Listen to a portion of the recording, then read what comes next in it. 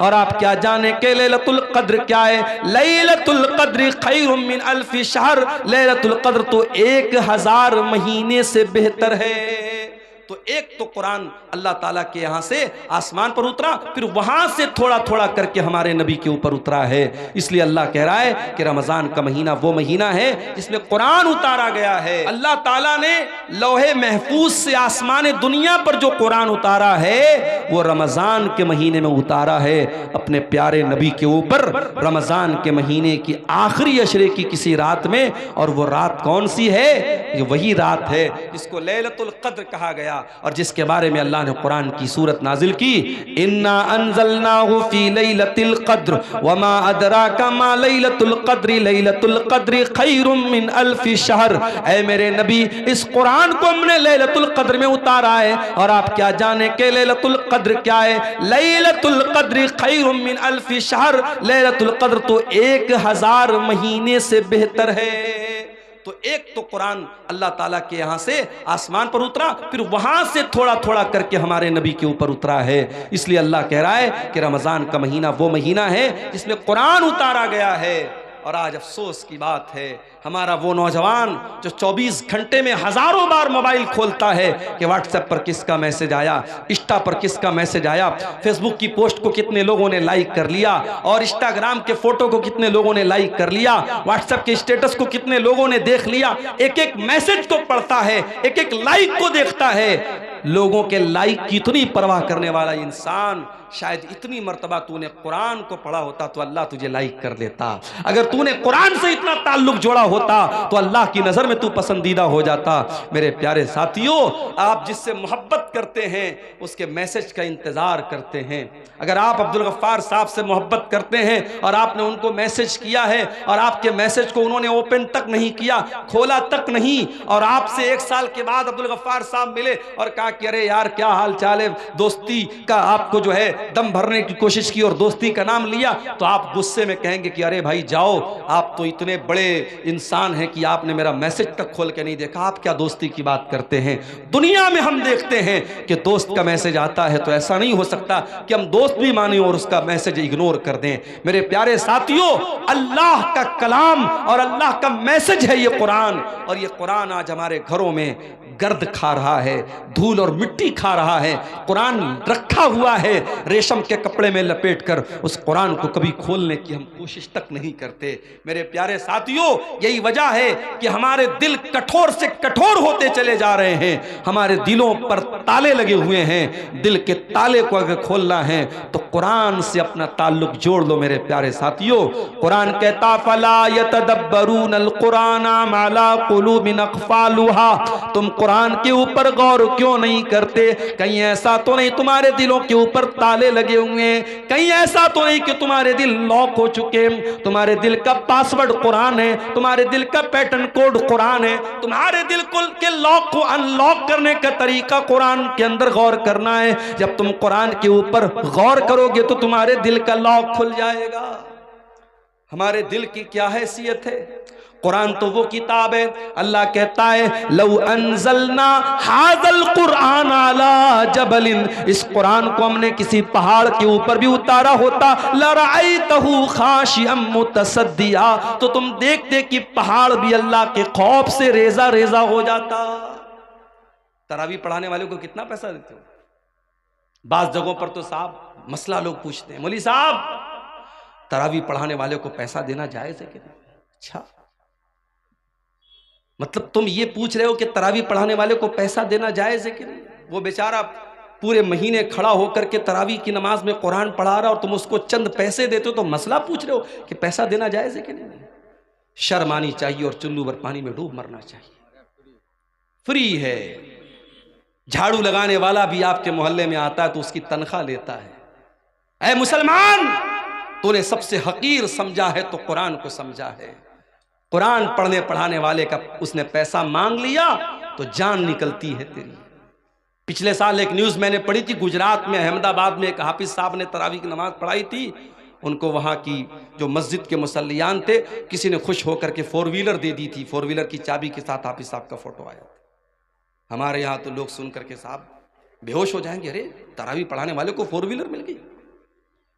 तरावी पढ़ाने वाला, कुरान पढ़ने वाला, कुरान पढ़ाने वाला तुम्हारी नजर में हकीर होगा, मेरे रब की नजर में वो हकीर नहीं है। मेरे प्यारे साथियों, मेरे रब की नजर में कुरान पढ़ाने वाले का इतना ऊंचा मकाम है, नबी की नजर में इतना ऊंचा मकाम है। अल्लाह के नबी फरमाते खैरुकुम मन तअल्लमल कुरान व अल्लमहु, तुम में सबसे बेहतरीन इंसान वो है जो कुरान को पढ़ता है, पढ़ाता है, कुरान को सीखता है, सिखाता है।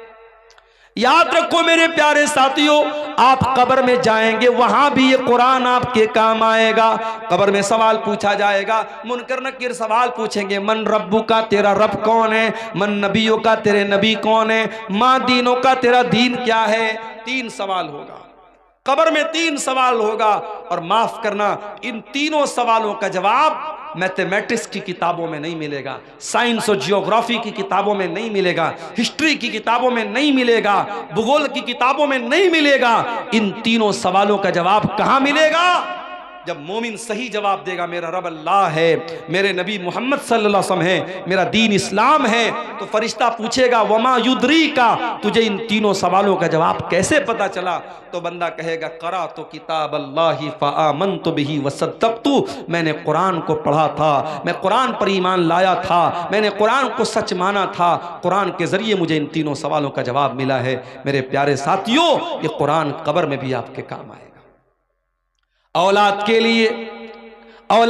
लिए मेहनत करने वालों, अपनी औलाद को सुख देने के लिए हराम की जायदाद पर कब्जा करने वालों, दूसरों की जमीन हड़पने वालों, सूद और ब्याज का पैसा अपने घर में ला करके अपनी औलाद को पालने वालों, तुम भी कान खोल करके सुन लो, कयामत के दिन ये औलाद भी तुम्हारे काम नहीं आएगी, औलाद भी काम नहीं आएगी।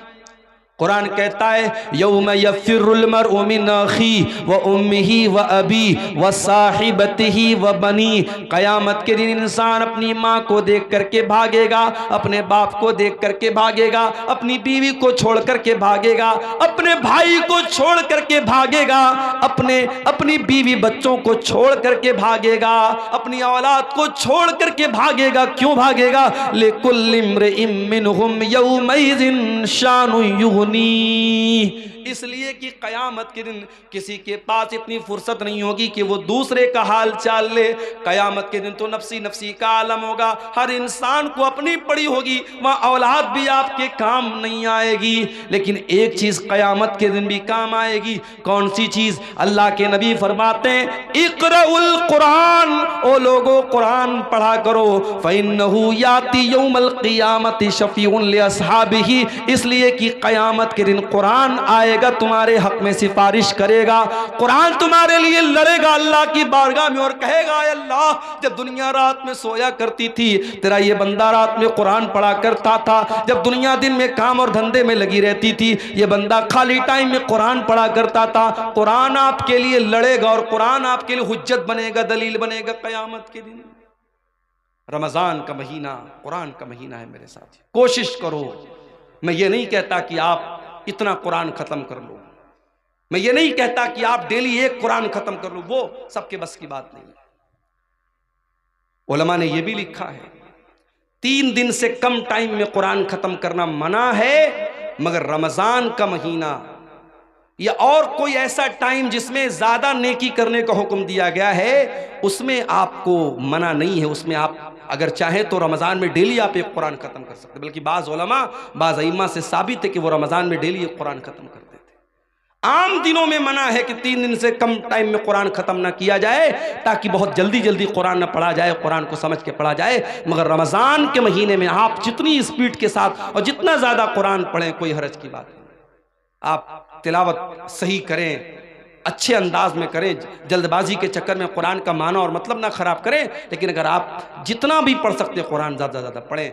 मैं एक आपको तरीक़ा बताता हूँ। हमारे यहाँ जो वो कुरान होता है हाफिज़ी कुरान, जिसमें से हमारे हाफिज़ लोग कुरान देख करके याद करते हैं, अगर आप उस कुरान को अपने सामने रखें, उसमें एक पारे में 20 पेज होते हैं।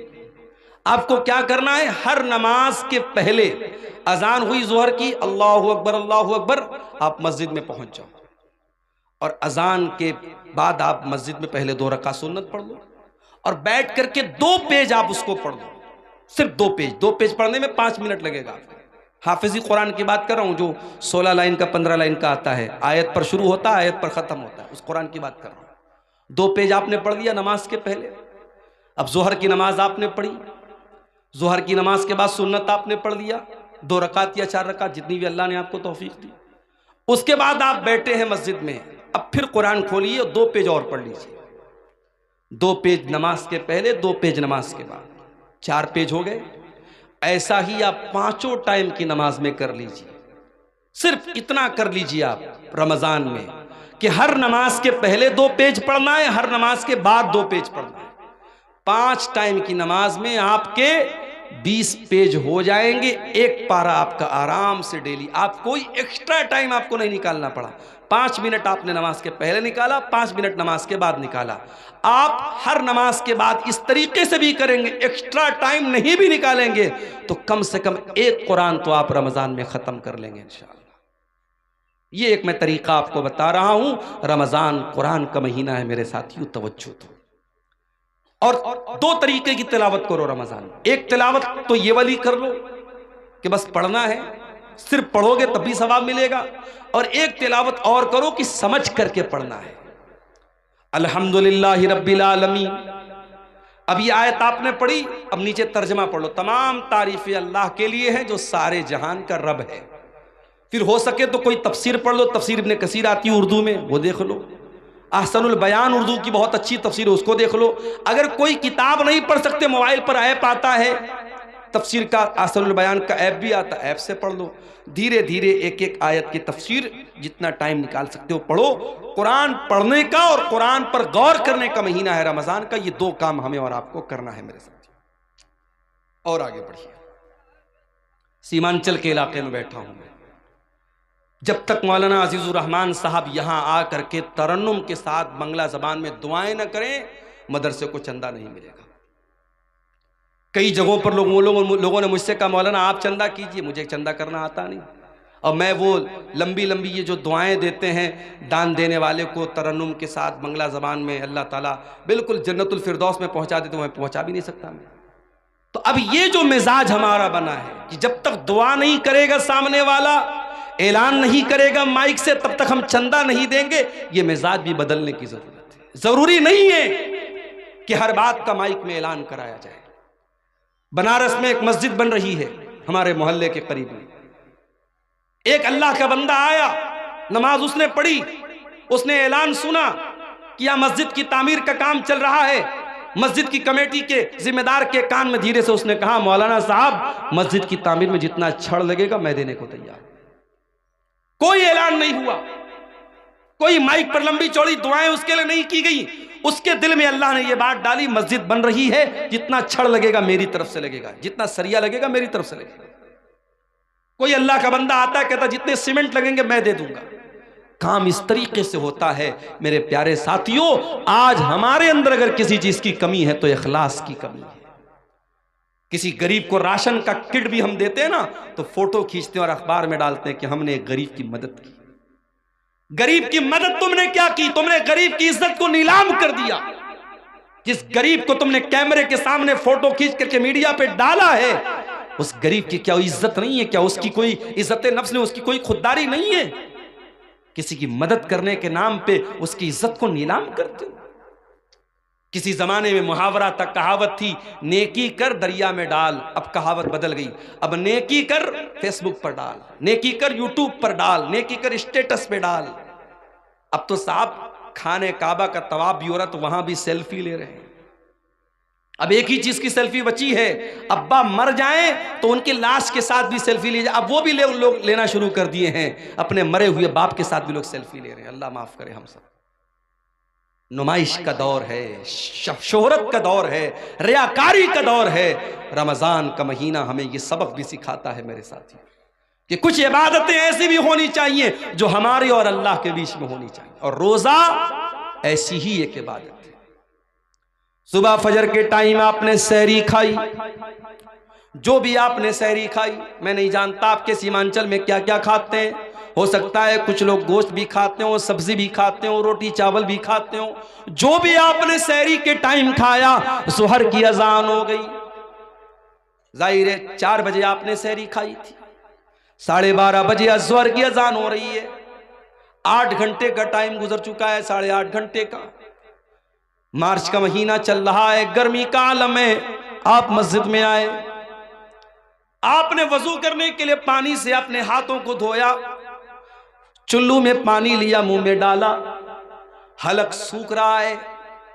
सुबह 4 बजे के बाद आपने पानी नहीं पिया है, हलक सूख रहा है और पानी आपके मुंह में जा चुका है। अगर आप उस पानी के 2-4 कतरे हलक के नीचे उतार लें, वहां तो कोई कैमरा नहीं लगा है, वहां तो कोई कैमरा नहीं लगा है।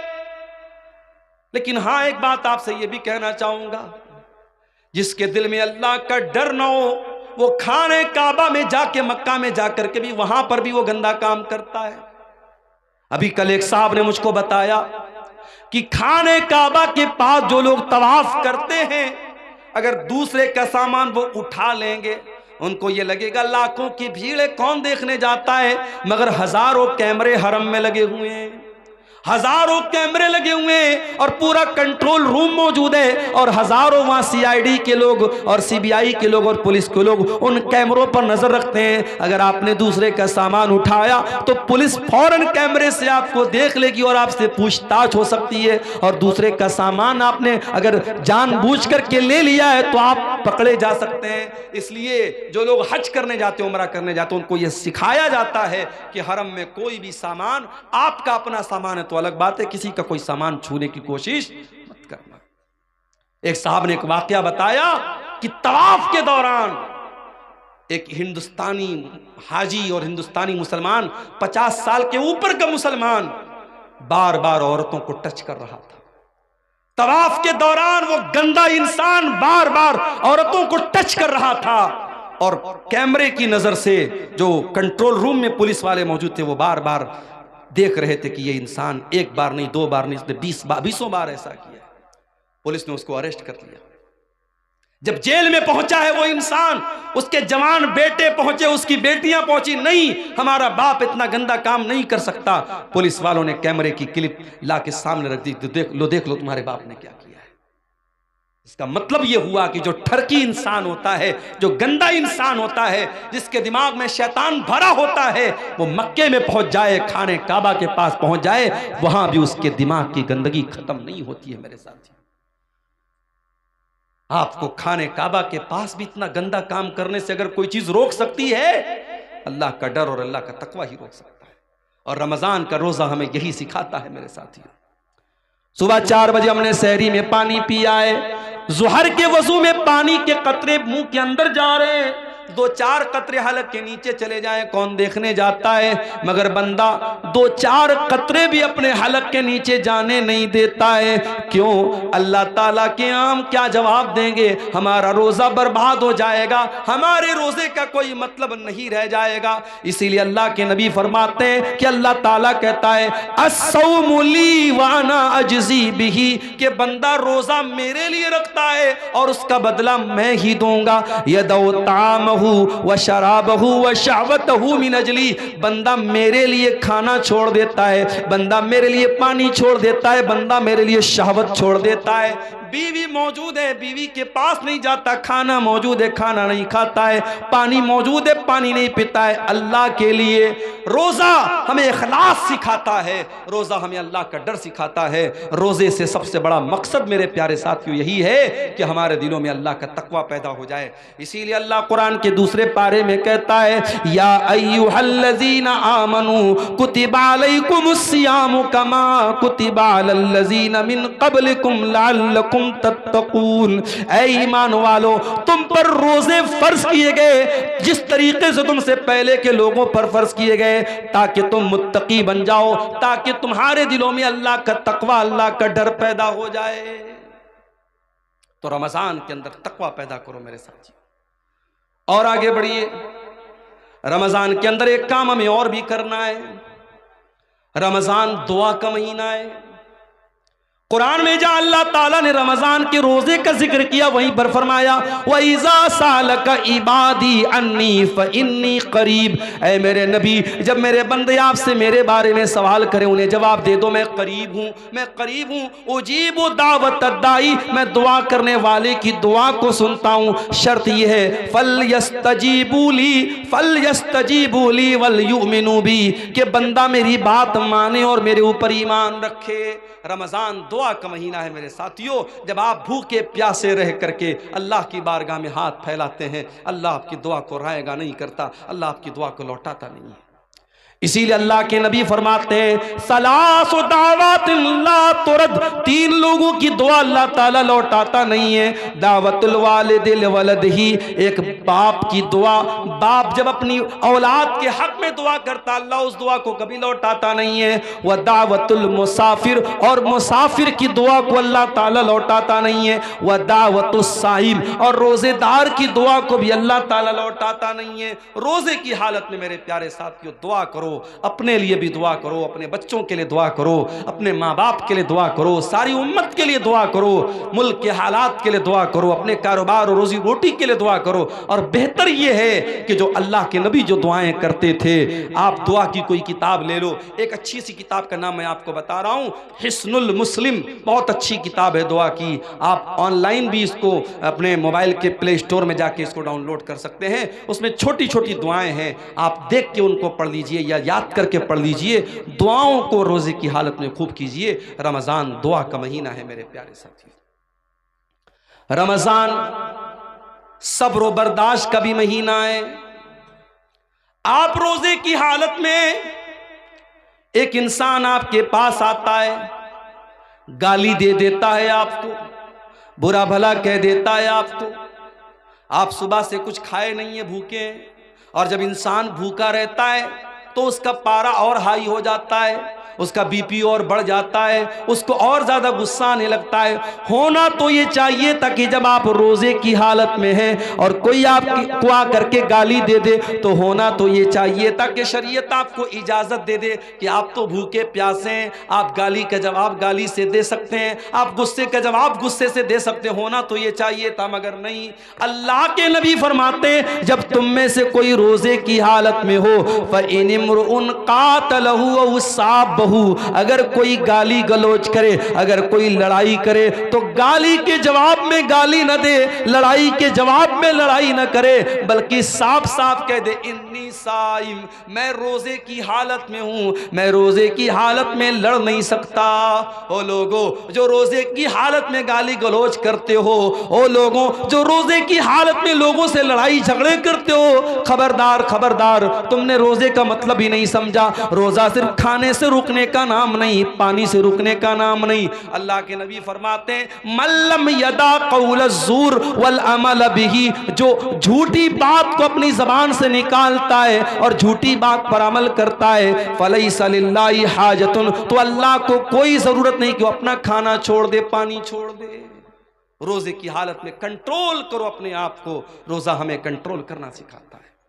रोजा हमें यह सिखाता है अगर अल्लाह के हुक्म पर हम खाना छोड़ सकते हैं, पानी छोड़ सकते हैं, बीवी हलाल है बीवी को के करीब नहीं जाते हैं, खाना हलाल है खाना नहीं खाते हैं, पानी हलाल है पानी नहीं पीते हैं, अगर अल्लाह के हुक्म पर हलाल छोड़ सकते हैं तो बीड़ी पीने वालों तुम बीड़ी क्यों नहीं छोड़ सकते, सिगरेट पीने वालों तुम सिगरेट क्यों नहीं छोड़ सकते, तंबाकू खाने वालों तुम तंबाकू क्यों नहीं छोड़ सकते, ओ शराब पीने वालों तुम शराब क्यों नहीं छोड़ सकते। जब अल्लाह के हुक्म पर 1 महीने के तुम हलाल छोड़ सकते हो तो जो चीजें हराम है, जो चीजें नुकसानदेह हैं, जो चीजें तुम्हारी सेहत के लिए हानिकारक हैं, जो तुम्हारे शरीर को नष्ट कर रही हैं, बर्बाद कर रही हैं, वो गुटखा, वो खैनी, वो तंबाकू, वो सिगरेट, वो बीड़ी तुम क्यों नहीं छोड़ सकते हो। रोजा हराम को छुड़वा रहा है, हराम को छोड़ने की प्रैक्टिस करवा रहा है मेरे प्यारे साथ। रमजान का ये महीना हमें एक सबक और दे रहा है। कभी आपने गौर किया ज़कात हम रमज़ान ही में क्यों निकालते हैं? सारे मदरसे वाले अपने चंदा करने के लिए सफ़ीरों को रमज़ान में ही क्यों भेजते हैं? 90% पूरी दुनिया के मुसलमान रमजान में ज़कात क्यों निकालते हैं? क्योंकि रमजान का महीना सखावत का महीना है, दान करने का महीना है, अल्लाह की राह में देने का महीना है। हजरत अब्दुल्ला बिन अब्बास कहते हैं कि अल्लाह के प्यारे नबी सबसे ज्यादा सखावत किया करते थे, और जब रमजान का महीना आता था और अल्लाह के प्यारे नबी जिब्रील से मिलकर के कुरान पढ़ा करते थे, कुरान का दौर किया करते थे, तो आपकी सखावत और बढ़ जाती थी। आप तेज चलने वाली आंधी से भी ज्यादा सखावत करते थे। रमजान में सखावत करो मेरे साथियों। आज अफसोस की बात है, ज़कात वसूलने के लिए लोग आते हैं, बड़े बड़े सेठ लोग लाइन लगवाते हैं, बेचारा ज़कात लेने वाला भिखारी बनकर के लाइन लगाता है, तब जाकर के उसको ज़कात मिलती है। अरे तुझे तो एहसानमंद होना चाहिए, तुझे तो शुक्रिया अदा करना चाहिए कि वो ज़कात लेने वाला तेरे दरवाजे तक आया है, उसने तेरा काम आसान कर दिया, तेरी इबादत को आसान कर दिया, और तू भिखारियों की तरह उसकी लाइन लगवाता है। माफ़ करना मेरे प्यारे साथियों, ज़कात कोई भीख नहीं है, ज़कात कोई एहसान नहीं है। ज़कात हमारे माल में अल्लाह का हक है। हम जो माल कमाते हैं उस माल की, हमारे माल पर 2.5% जो ज़कात हम देते हैं वो माल में अल्लाह का हक है। और रमज़ान में हमें कोशिश ये करनी चाहिए कि अपने माल की ज़कात हम निकाल दें, और ज़कात के अलावा भी हम सदका खैरात करें, क्योंकि हमारे प्यारे नबी सल्लल्लाहु अलैहि वसल्लम इस महीने में कसरत से सदका और खैरात किया करते थे। रमज़ान का ये महीना एक सबक हमें और भी देता है। दुनिया में करोड़ों लोग ऐसे हैं जिनको दोनों टाइम का खाना नसीब नहीं होता। हम और आप आराम से अपने घर में देसी मुर्गा खा रहे हैं, गाय का गोश्त, जो भी आपके यहाँ जानवर ज़बा होता है, आप हलाल जानवरों का गोश्त खाते हैं। जो भी आपको अल्लाह ताला ने नेमतें दी आप उसको खाते हैं। लेकिन दुनिया में करोड़ों इंसान ऐसे हैं जो भूखे और प्यासे रहते हैं, उनके पास खाने को खाना नहीं है। मेरे प्यारे साथियों, रमज़ान का महीना वो महीना है जिस महीने में आप 13-14 घंटे भूखे रहते हैं। अमीर को भी भूखा रहना है, गरीब को भी रहना है, करोड़पति को भी रहना है, और एक सामान्य आदमी को भी रहना है। ये रमज़ान में भूखे रह करके आपको ये सबक सिखाया जाता है कि ऐ मेरे बंदो, तुम तो अपनी मर्जी से भूखे हो, तुम्हारे पास खाना है तब भी तुम नहीं खाते हो, तुम्हारे पास पीने को चीज़ें तब भी तुम नहीं पीते हो। इस दुनिया में करोड़ों लोग ऐसे हैं जो मजबूरी की वजह से भूखे रहते हैं, उनके पास कोई चीज़ नहीं कि वो खा सके, वो बेचारे न खाने को कुछ है न पानी को कुछ है।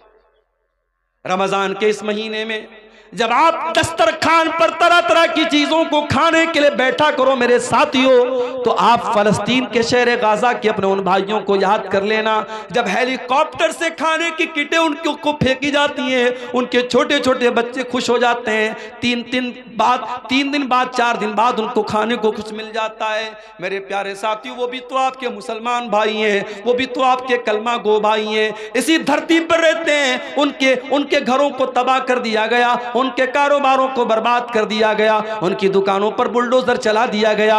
उन अपने गरीब और मजबूर भाइयों को याद करने का महीना है रमजान का महीना। उन भूखों की भूख का एहसास हमको दिलाता है, और ये एहसास होता है कि अल्लाह हम तो अपनी मर्जी से भूखे हैं, ये तो बेचारे मजबूरी में भूखे हैं। उन भूखों को खाना खिलाने की फिक्र करने का जज्बा रमजान हमारे अंदर पैदा करता है। इसीलिए अल्लाह के प्यारे नबी ने रमजान के महीने में रोजेदार को इफ्तार कराने की बहुत फजीलत बयान की, और आपने कहा मन फत्तर साइमन, जो किसी रोजेदार को इफ्तार कराता है तो जितना रोजा रखने वाले को सवाब मिलेगा उतना ही इफ्तार कराने वाले को सवाब मिलेगा। मेरे प्यारे साथियों, रमजान में हमने साउथ इंडिया में देखा कि लोग रात रात भर सहरी खिला रहे हैं, इफ्तार का इंतजाम करा रहे हैं। हरम के अंदर आप कभी रमजान में आपको उम्रा करने का मौका मिले, आप जाके देखिए, कहीं पे बिस्किट बट रहा है, कहीं पे केक बट रहा है, कहीं पे खजूर बट रही है, कहीं पे जमजम बट रहा है।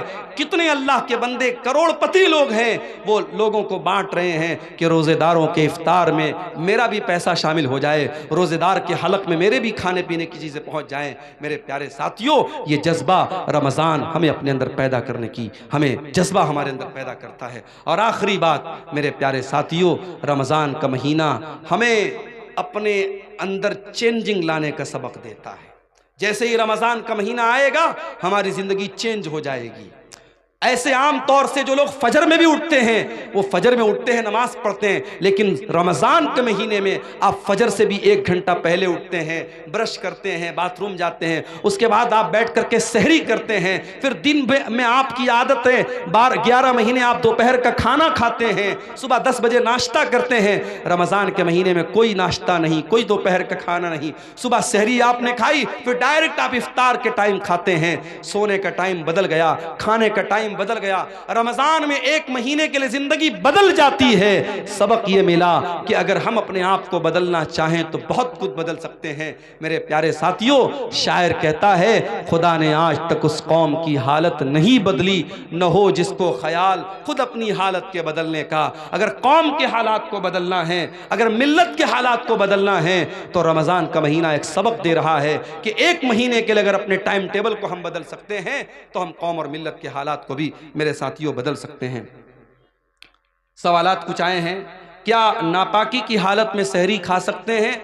अगर रात में इंसान नापाक हुआ है और उसी हालत में फजर की अजान हो गई, उसी हालत में फजर की अजान हो गई, कोई हरज की बात नहीं है।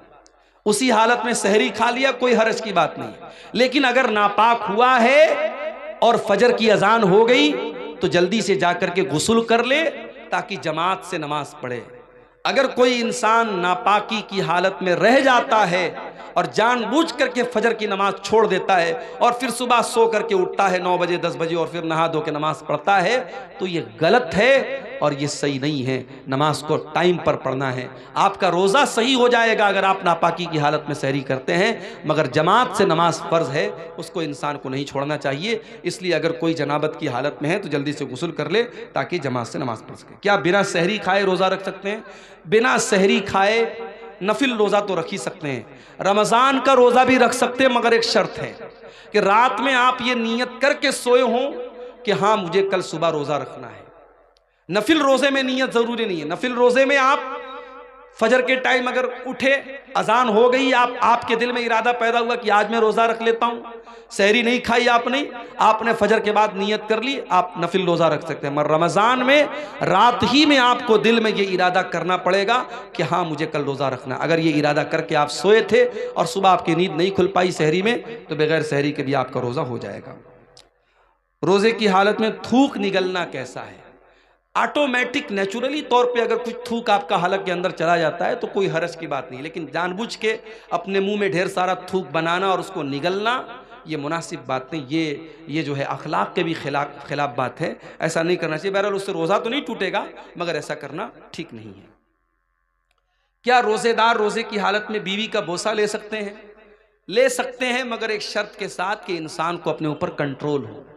पता लगा कि बीवी का बोसा लेने गया और नापाक हो गया तो मसला हो जाएगा। फिर वो एक रोज़ा ही नहीं जाएगा, उसको 60 रोज़ा रखना पड़ जाएगा, या 60 मिस्कीनों को खाना खिलाना पड़ जाएगा, या लगातार 2 महीना उसको रोज़ा रखना पड़ेगा, तो वो बहुत भारी पड़ जाएगा। इसलिए जो इंसान अपने नफ्स पर कंट्रोल कर सकता है उसको इस बात की इजाज़त दी जा सकती है, इससे रोज़ा नहीं टूटता है। ठीक है। जो शख्स किसी बीमारी की हालत में रोज़ा न रख सके तो उसका क्या मसला होगा? अगर बीमारी ऐसी है कि आज बीमारी है कल ठीक हो जाएगी तो उसको तो कज़ा करना है। लेकिन बीमारी ऐसी है कि अब ठीक नहीं होगी, जैसे शुगर हो गया, टीबी हो गई, अब ये तो ठीक होना बहुत मुश्किल है, तो ऐसा इंसान जिसकी बीमारी लाइलाज है या अब उम्र के साथ रहेगी वो बीमारी, तो ऐसा इंसान अगर रोज़ा नहीं रख पा रहा है तो हर रोज़े के बदले 1 मिस्कीन को खाना खिलाएगा। 1 मिस्कीन को 2 टाइम का खाना उसको खिलाना रहेगा। बेहतर यह कि खाना खिला दे या 2 टाइम के खाने का जो अनाज है वो अनाज दे दे। अगर अनाज देने में भी कोई प्रॉब्लम है तब बहुत मजबूरी की हालत में उसका पैसा दे सकता है, वरना शरीयत में इताम का लफ्ज़ आया, खाना खिलाने का लफ्ज़ आया है, तो खाना ही देना चाहिए या खाने की जगह अनाज देना चाहिए। रोज़े की हालत में गुल या कोई नशावर चीज़ों का इस्तेमाल करना कैसा? बिल्कुल गलत है। रोज़ा जब आप जायज़ चीज़ों को छोड़ रहे हैं तो भाई गुल क्यों नहीं छोड़ रहे हैं आप? कोई कह रहा है कि साहब हम गुल इसलिए करते हैं पेट साफ होता है, अरे भाई किसी और चीज़ से साफ कर लो अपना पेट, गुल से मत साफ करो। और गुल एक ऐसी चीज़ होती है कि कुछ ना कुछ उसका असर मुंह के अंदर महसूस होता है। तो रोज़े की हालत बहुत अगर आपकी मजबूरी है तो आप सुबह सहरी के पहले जो है यानी फजर के पहले आप कर लीजिए, वो भी उस सूरत में जब गुल के अंदर नशा ना हो। अगर गुल के अंदर किसी तरीके का नशा है तो रोजे के पहले या रोजे के बाद में या रोजे की हालत में किसी भी सूरत में वो सही नहीं है। रोजे की हालत में अगर कोई शख्स अपनी बीवी से हम बिस्तरी कर ले तो वो क्या करे? जानबूझ करके अगर ऐसा करता है तो रोजे का उसको कफ़ारा देना पड़ेगा। कफ़ारा क्या है? लगातार 60 दिन जो है वो रोजा रखे। अगर उसकी ताकत नहीं है तो 60 मिस्कीनों को खाना खिलाए। अगर कोई मुसलमान किसी गैर मुस्लिम को रूम किराए पे दे दिया और उसमें मूर्ति रखकर मूर्ति की पूजा करे तो क्या ये सही है? अब जब आपने गैर मुस्लिम को दिया है तो आपको सोच समझ के देना चाहिए था। आपने दिया है तो आप मना तो नहीं कर सकते। गैर मुस्लिम है तो अपनी तो पूजा करेगा ही। लेकिन बहरहाल आप अगर ये शर्त लगा दें कि भाई देखो ठीक है हम तुमको दुकान के लिए दे रहे हैं मगर इसमें पूजा पाठ मत करो, अगर ये शर्त लगा सकते हैं और सामने वाला इस शर्त पर अमल कर सकता है तो अच्छी बात है। लेकिन अगर ये शर्त लगाए बगैर आपने दिया है और वो कर रहा है तो आप कैसे रोक पाएंगे? इसलिए कुरान की आयत है कि बुराई के कामों में एक दूसरे की मदद मत करो। ये एक तरीके का शिर्क हो रहा है जो आपके घर में हो रहा है, तो आप शिर्क के कामों में सपोर्ट का सबब ना बने, उससे बचने की कोशिश करें। क्या मदरसे में सदक़तुल फित्र देना चाहिए? कोई आलिम बोलते हैं कि दे और कोई बोलते हैं ना दे। अगर मदरसे में गरीब बच्चे हैं, गरीब बच्चों के ऊपर वो पैसा खर्च हो रहा है, उसका अलग हिसाब किताब है कि सदक़तुल फित्र का जो अनाज है वो उन्हीं गरीब बच्चों पर खर्च हो रहा है या वो रकम उन गरीब बच्चों पर खर्च हो रही है, तब तो दिया जा सकता है। लेकिन आम तौर से उसमें मुदर्रिसीन की तनख्वाह भी दी जा रही है, मदरसे की तामीर भी हो रही है, तो ऐसी सूरत में देना ठीक नहीं है। क्योंकि सदक़तुल फित्र का पैसा मिस्कीन को देने का हुक्म है, हर जगह देने का हुक्म नहीं है। जो आलिम खुद अमल नहीं करता और वो दूसरों को वाज़ नसीहत करता है तो क्या सही है? जाहिर है कि सही तो नहीं है। लिमा तक़ूलूना मा ला तफ़अलून, वो बात क्यों कहते हो जो तुम करते नहीं हो? क्या हलाल जानवर का खुसिया खा सकते हैं? जानवर जब हलाल है तो उसके बदन की तमाम चीज़ें हलाल हैं, कोई भी चीज़ मकरूह नहीं है। ठीक है, अल्लाह ताला से दुआ है अल्लाह ताला हम सबको नेक अमल की तौफीक अता फरमाए। रब्बुल आलमीन हमें कहने सुनने से ज़्यादा अमल की तौफीक दे, ईमान पर कायम रखे, ईमान पर हम सबका खात्मा हो। आमीन व आखिर दावाना अल्हम्दुलिल्लाहि रब्बिल आलमीन। वस्सलामु अलैकुम वरहमतुल्लाहि व बरकातुहू। वालेकुम अस्सलाम व रहमतुल्लाहि व बरकातुहू।